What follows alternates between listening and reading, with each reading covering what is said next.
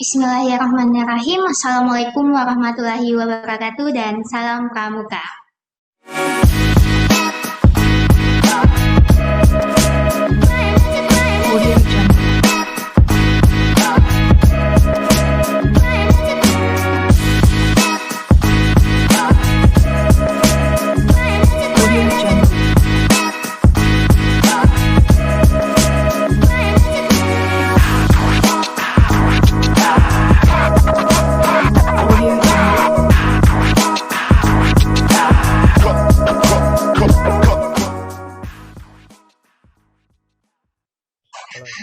Halo kakak-kakak pramuka se-Indonesia, kembali lagi bersama kami di Podskut UKM Pramuka Universitas Negeri Makassar.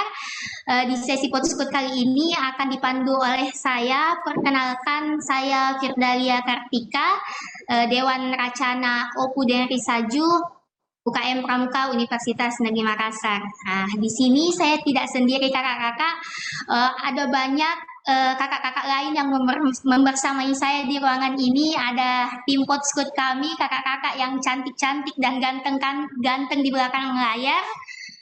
Selain itu, di tengah-tengah kita juga ini sudah bergabung sosok yang menurut saya sangat luar biasa, yang selalu menjadi idola saya, khususnya di gerakan pramuka tentunya. Siapa lagi kalau bukan Kak Yuda Adiaksa. Halo Kak.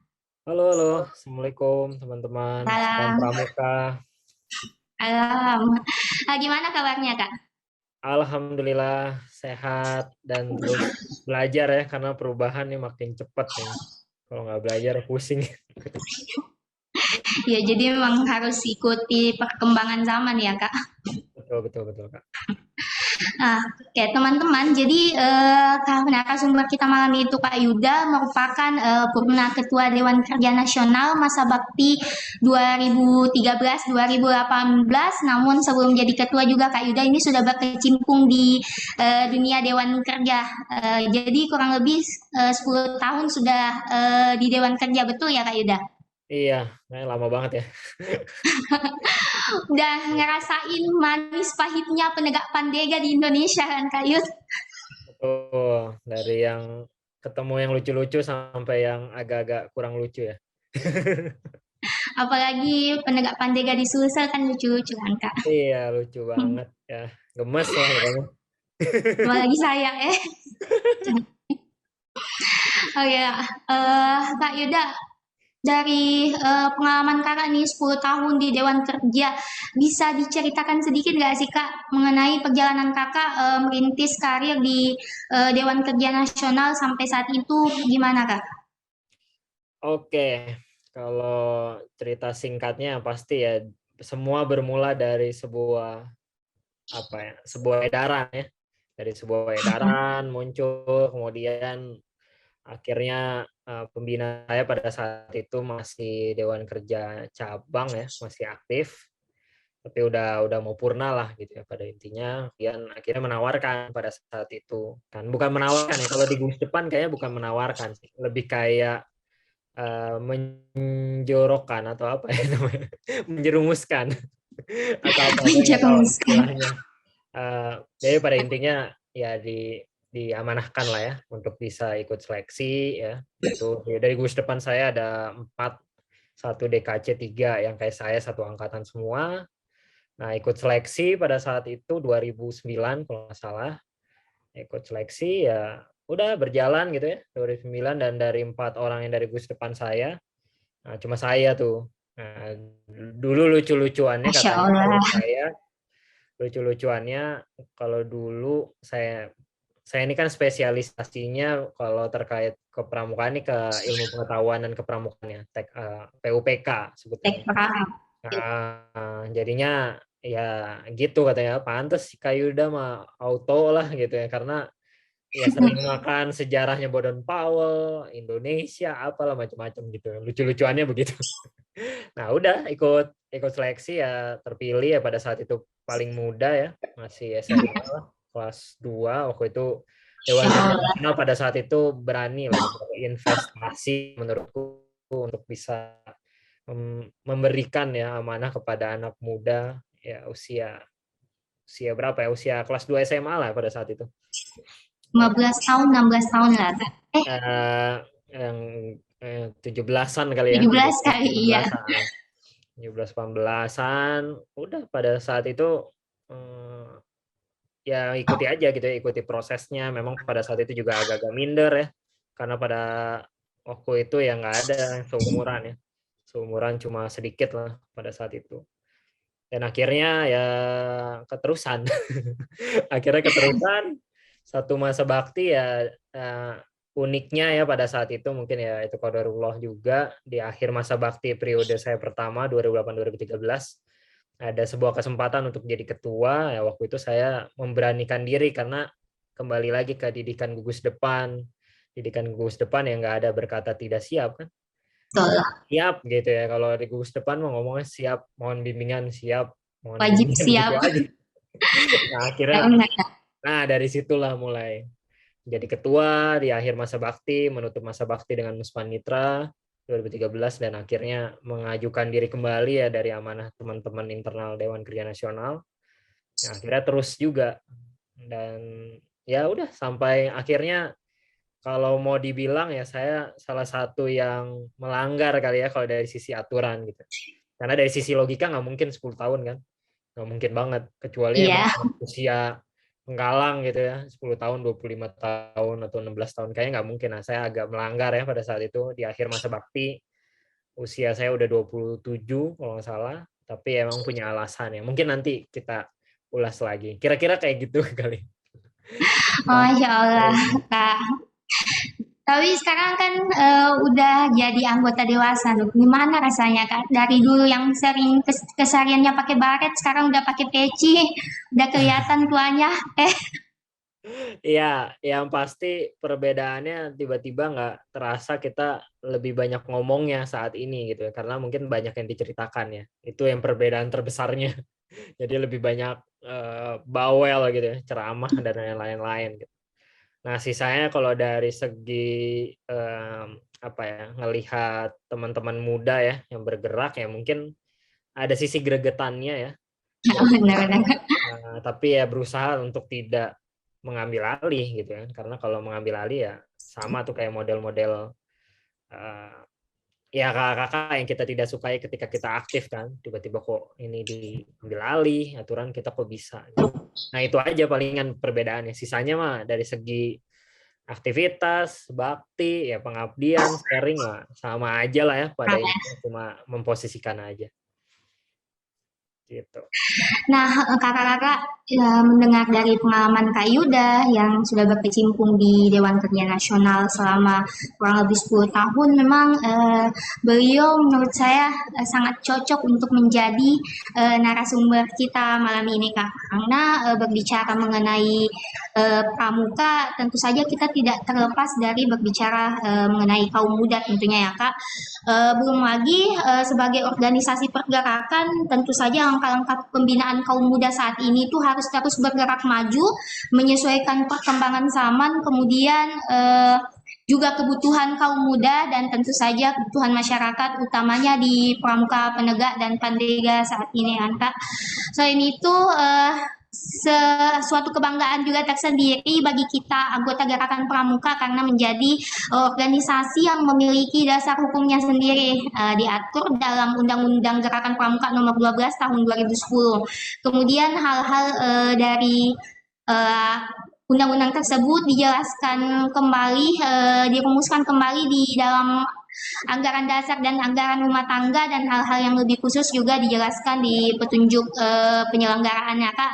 Nah, malam ini salah satu kita akan membahas salah satu dari petunjuk penyelenggaraan, yakni dari Jukran Polmekabin atau pola mekanisme pembinaan Pramuka, Penegak, dan Pandega. Nah, terlebih lagi dari sisi banyaknya masalah-masalah yang terjadi itu kita ingin ulas sebenarnya gimana sih relevansi pola pembinaan Pramuka, Penegak, dan Pandega saat ini dengan pola mekanisme pembinaan yang ada saat ini Kak. Jadi saya lebih ingin diskusi ke Kak Yuda, bersama Kak Yuda mengenai hal tersebut Kak. Siap. Jadi untuk pertama itu saya pengen tahu pandangan kakak atau menurut kakak pramuka penegak itu yang seperti apa, terus pramuka pandega itu yang seperti apa kak? Oke, siap. Mungkin aku awalinnya dari tujuannya dulu kali ya, dari tujuan si gerakan pramuka ini. Ya mungkin yang kalau di narasi banyak ya tentang karakter, ya, kecakapan, kebangsaan itu udah pasti. Tapi ada sebuah yang mungkin juga kita agak lupa. Ada sebuah istilah kan namanya, mungkin yang sering kita dengar ada namanya learning by doing gitu ya.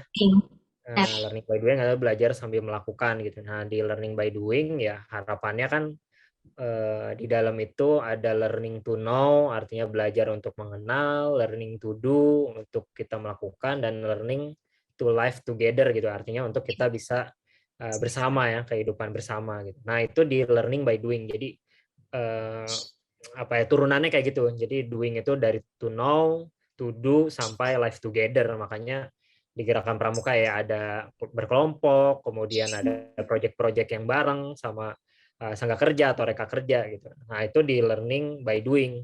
Nah, yang kedua ada namanya learning to be gitu ya.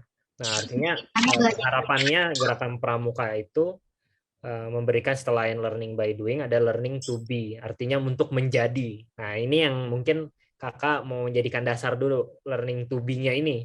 Nah, learning to be ini kan sebenarnya kalau lihat kita ibaratnya kita breakdown lagi, ada namanya learning by teaching. Nah, artinya kita belajar sambil mengajar. Nah, Aja. itulah yang biasa dilakukan bina satuan gitu ya. Artinya kita diberikan untuk jadi pembantu pembina gitu. Nah, serta learning by teaching. Nah, harapannya kita learning to serve ya kan. Artinya kita belajar untuk melayani gitu ya. Nah, artinya udah mulai nih, udah mulai to-nya ya. Kalau tadi kan by-nya kita sambil ngapain gitu ya. Tapi kalau sekarang untuk ngapain? Kita belajar untuk ngapain? Nah, untuk melayani. Nah, kalau udah learning to serve ya harapannya kalau udah bisa serve ya jangan lupa untuk serving to earn ya. Artinya melayani untuk mendapatkan. Nah, apa kata kuncinya? Yaitu profesi salah satunya. Kan kita juga nggak bisa ngomongin tentang apakah kemampuan yang kita pelajari di gerakan pramuka ini bisa nggak kita aplikasikan untuk mendapatkan sesuatu hal yang bisa kita hidup gitu kan. Artinya kita melayani serving to earn gitu. Jadi hasil pelayanan kita atau hasil apa yang kita pelajari bisa nggak sih untuk kita dapatkan gitu kan. Nah, setelah itu kan setelah sudah mendapatkan ya sama konsepnya seperti agama lah ya, menyempurnakan agama gitu ya artinya. Earning to living gitu kan. Artinya kita udah mendapatkan untuk hidup gitu. Nah, artinya untuk berkeluarga, untuk memberikan yang kita jadi kehidupan, dan akhirnya nanti kalau udah living ya akhirnya bisa servingnya lebih bagus lagi. Nah, kakak mungkin mengawalinya kayak gitu dulu. Nah, supaya kita tahu nih penegak batasannya sampai mana dan pandega batasannya Pandega. sampai mana gitu. Jadi jelas gitu ya. Nah, balik ke pertanyaan tadi, artinya penegak ini kayak gimana sih ya? Penegak itu kalau dari segi narasi banyak ya, teman-teman bisa lihat ya dari apa mungkin seorang pramuka yang berusia atau yang udah dilantik atau Ya. apa gitu ya dari segi definisi. Tapi yang menurut kakak ya dari segi tadi konsep awalnya si Baden Powell itu, yang artinya kita udah sampai ke learning by teaching sebenarnya. Jadi udah learning to know, jadi di pramuka, di penegak itu learning to know, kita mengetahui, melakukan, bekerja bersama, living together itu, live together, dan yang tadi learning by teaching, artinya kita menjadi tanda kutip kayak pembantu pembina gitu ya, Ya. learning by teaching. Nah, mungkin sampai titik itu. Nah, kalau misalnya pengen tanda kutip ikut serta membangun masyarakat yang mungkin masih tarapnya menurutku masih yang tarap-tarap kecil-kecil dulu gitu ya. Nah, ibaratnya menjadi penggeraknya dulu. Jangan jadi konseptor gitu ya. Karena itu porsinya Pandega sebenarnya gitu. Nah, ini yang mungkin kakak juga pas dapat amanah ya, bakal diskusi di forum ini. Ini apa pertanyaan kakak cuma dua gitu. Apakah kitanya yang terlambat ataukah kita yang kecepatan? Akhirnya pandeganya yang nggak menarik atau penegaknya yang kecepatan gitu ya, yang udah dapat Benar kak. ilmunya di Pandega, yang sebenarnya kita bisa lihat dari segi konsepnya dulu gitu ya, bukan dari penerapannya. Nah, penerapannya memang kembali menjadi keunikan masing-masing ya di gugus depan. Nah, kalau udah ke Pandega ya, kalau tadi learning by doing sampai learning to serve ya. Nah, kalau Pandega mungkin kalau kakak udah mulainya serving to earn, jadi melayani untuk mendapatkan, dapatkan. earning to living, mendapatkan untuk hidup, lebih kayak gitu gitu. Artinya harapannya kan Pandega ini tanda kutip kalau dalam apa ya pesawat ya, ini take off-nya udah bagus nih gitu ya, harus bagus gitu. Jadi take off-nya harus bagus sehingga mengudaranya itu berprofesi kah, aktif menjadi aktivis kayak atau apa, nah dia udah kuat dari segi konsep gitu. Mungkin itu ya kalau versi kakak nih. Kalau versinya Pramuka mah ya di narasi banyak ya kakak. Banyak benar. Nah, mungkin itu pendapat ya dari kakak. Ya, Kak. Jadi dari hal-hal tersebut, menurut Kakak, eh, kan memang kita berproses mulai dari penegak, pandega, tapi menurut Kakak, kenapa sih hanya penegak dan pandega yang ada jukeran mengenai pola dan mekanisme pembinaannya?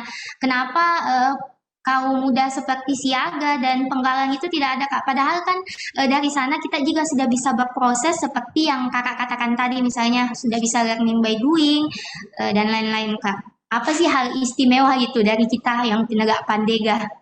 Oke, kalau kakak pernah mendengar ya dari bisa dibilang first hand lah, yang akhirnya membuat Jukran tersebut, kata kuncinya sebenarnya inisiatif. Jadi pada saat itu adalah inisiatifnya penegak pandega dulu. Jadi melakukan inisiatif untuk melakukan pola mekanisme pembinaan ini supaya tanda kutip koridornya jelas. Jadi setelah jadi gimana sih cara jadi bantara? Oh ya ada tamu, ada calon, ya kan? Nah, jadinya jelas gitu kan. Nah, kenapa tidak ada di penggalang maupun siaga? Sebenarnya bukan nggak ada, sebenarnya tidak tertulis saja, tidak dituliskan. Sebenarnya kalau dari segi prakteknya kan sebenarnya sudah banyak ya yang dilakukan. Kalau di siaga nih kayak gimana nih prosesnya di di penggalang kayak Penggalang. gimana? Nah itu mungkin yang tidak ada sebenarnya.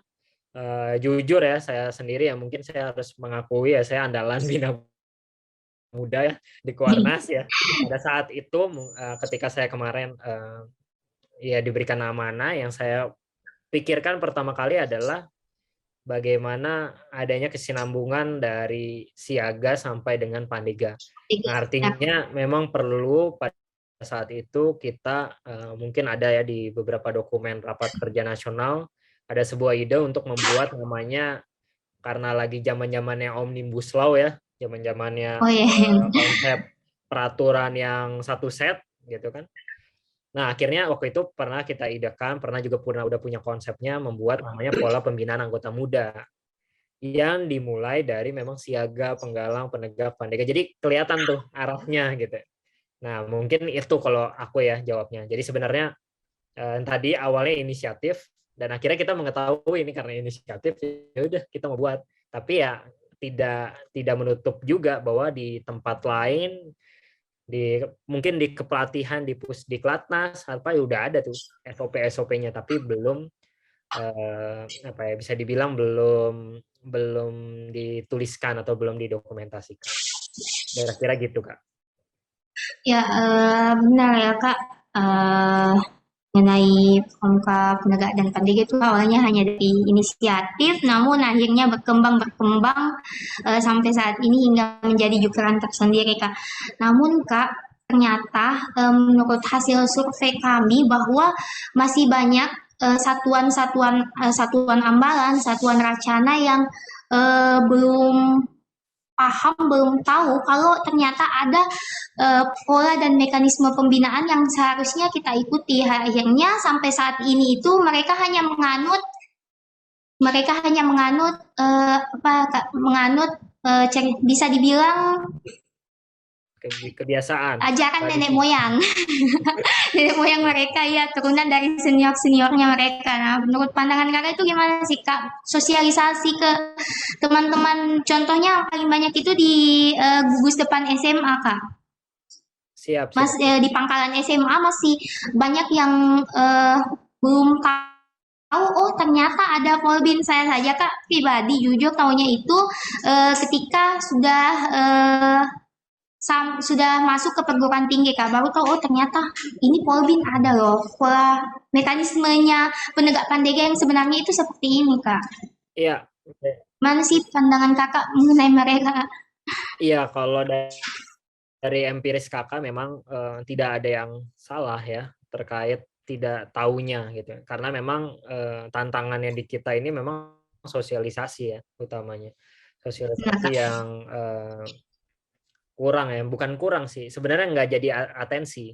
Sebenarnya nggak jadi perhatian bahwa poin sosialisasi ini penting dalam hal tanda kutip penyebarluasan atau diseminasi terkait informasi tersebut gitu kan. Dan juga memang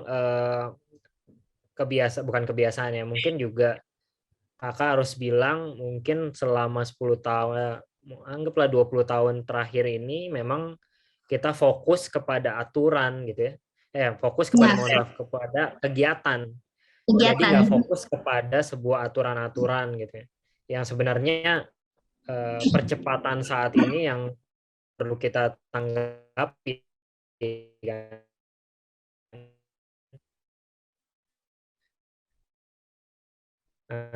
saat ini kan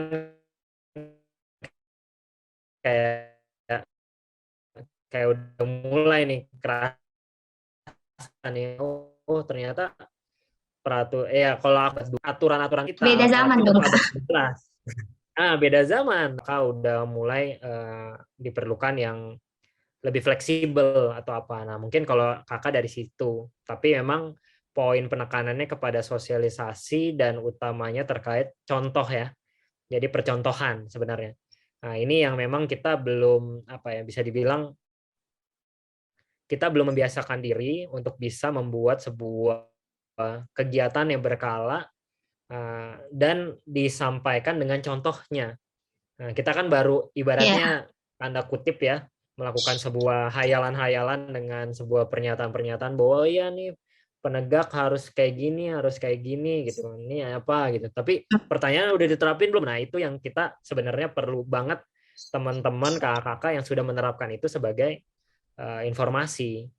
Karena memang kembali lagi Kak, yang tadi aku bilang, kenapa kita terlalu fokus sama kegiatan? Kan kita fokus nih 20 tahun ini kegiatan, kompetisi ya. Akhirnya yang terjadi apa? Terjadi ya itu, nggak mau saling ngebuka rahasia masing-masing pembinaan gugus depan. Karena kan kompetisi ya. Nah itu yang mungkin perlu kita tanda kutip di next-nya ini lebih saling nguatin ya, saling ngingetin gitu, bukan lagi saling kompetisi. Nah mungkin itu ya kalau yang Kakak ambil pendapatnya ya, sebenarnya dengan kemudahan saat ini ya sebenarnya bisa juga dilakukan seperti hal yang dicontohkan oleh negara kan, ketika negara memberikan sebuah pernyataan PPKM, PSBB atau apa, nah itu ada sebuah jam sendiri khusus, kita tahu jamnya, kemudian negara mensosialisasikannya baik dari segi media konvensional maupun media sosial, itu bisa banget. Nah itu sebenarnya concern-nya kepada kakak-kakak kita di organisasi dan hukum ya, kemudian di pola pembinaan juga, anggota muda dan juga ya pastinya pusat pendidikan. Banyak yang merasa bahwa itu sudah tidak relevan lagi, terlebih lagi dengan kondisi saat ini. Ada banyak contohnya Kak. Terlebih lagi ada juga contoh kasus Kak, bahwa ada teman-teman kami di Racana lain Kak yang menjadi ketua Dewan Racana tapi usianya itu belum memasuki usia pandega Kak. Gimana tuh pandangan Kakak mengenai hal itu? Ya Gerakan Pramuka ini kita harus akui kan organisasi besar, organisasi yang cukup senior, matang, kuat, dewasa banget gitu ya. Nah untuk perubahan ini memang agak perlu diungkitnya agak lebih besar gitu. Kan bahwa ada isu-isu yang memang harus kita tanggapi secara serius gitu. Utamanya terkait tanda kutip ya, kalau Kakak waktu itu bahasa agak lurusnya gitu ya, agak strike to the point-nya Kakak bilang ya, kalau banyak mudaratnya kenapa kita harus pertahankan.